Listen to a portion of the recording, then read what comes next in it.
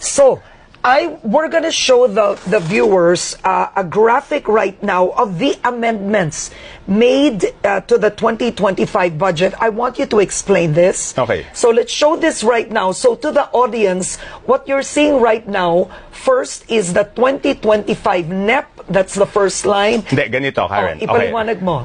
Pinili ko, kasi di ba, there are 200 plus districts, di ba? So hinanap ko kung sino yung distrito na may pinakamalaking budget for 2025. So, balik natin. Ibalik natin yun. Okay? Alright. Yung GAA, yan na yung na-approve sa General Appropriations Act. Oo. So, ibig sabihin, yung NEP niya, 2025 NEP, ang proposed ng DPWH is 2.530 billion.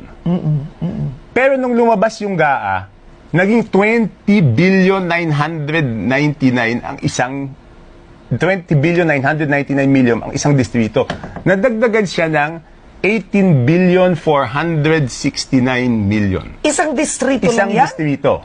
Tapos yung isang distrito, ito second place, ang NEP niya is galing to sa DPWH. In-extract ko lang yan. Hindi ko inimbento yan. Binigay sa akin ng DPWH ito dahil nung pinag-aaralan namin yung mga pinag-aaralan namin nung Marso pa lang kung ano ba talaga yung nangyaring kalokohan doon sa budget. Isang distrito, 1,508,583. Ang gaan niya, 20,795,429. Nadagdagan siya ng 19 billion. Oo. Do you remember anong mga distrito? Alam ko, pero ayoko i-disclose. Pero kasi ang sinasabi ko, to be fair to the district congressmen, pwedeng nangyari yan nang hindi nila alam. Hindi kasi, di ba, lumabas na lang yan eh. Pero hindi pwedeng nangyari yan nang hindi alam noong chairman ng Committee on Appropriations. Yun ang pwede balik natin ito mas kung bakit yung small committee. So balik tayo, ang total additional is 18,469,000,000, diba? That's one district sa viewers natin. Pero ang na-discuss sa BICAM, ang nasa BICAM is 5,272,000,000 na naka-FLR.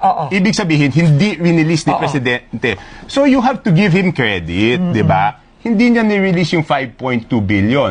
Yung nag-additional na 19 billion, 13. Hindi, yung 13, ang tanong ko, kung ang BICAM is 5.2 billion, ibig sabihin ba sa small committee ba? Ayaw nila ilabas, di ba? Paano na?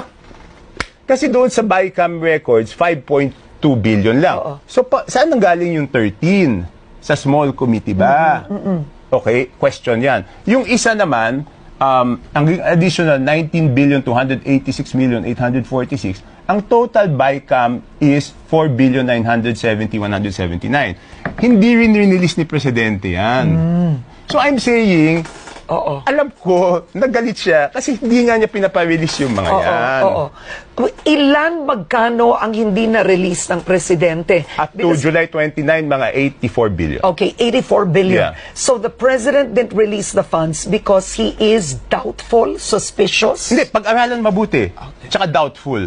Kasi ang nakakapagtaka doon, yung iba, congressman ka, di ba? Hihingi ka ng project, dadalhin mo sa distrito mo. Yung iba, hiningi ng isang congressman, dinala niya sa ibang distrito. So how do you explain that? How is that possible? Hindi, kasi yung iba, sila proponent, pero hindi nila dadalhin dun sa distrito. So nakakapagtaka, bakit hindi mo dadalhin sa distrito? Di ba kung I work hard para madala ko sa distrito ko, para makinabang yung residente ko, tapos may mga ganon. So yung karamihan na naka-hold doon is yung iba yung proponent, at iba yung district na pinuntahan. Now,